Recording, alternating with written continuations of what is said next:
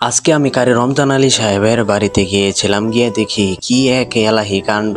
একসাথে ছাগল, রাজাহাঁস, চীনা হাঁস, এরপরে কবুতর, ওই যে উপরে দেখতেছেন কবুতর, নিচে হাঁস, চীনা হাঁস এবং ছাগল এখানে রয়েছে আর কি। তো আমি বললাম যে একসাথে যে এখানে থাকে কোনো কি রোগ ব্যাধি হয় না? বলে না, কোনো রোগ ব্যাধি হয় না।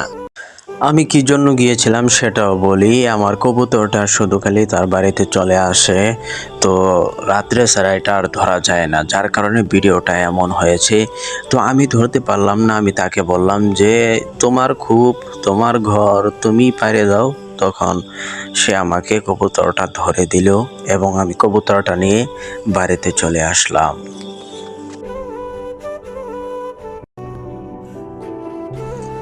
বন্ধুরা, শেষ পর্যন্ত যারা এই ভিডিওটি দেখেছেন আপনাদেরকে অসংখ্য অসংখ্য ধন্যবাদ।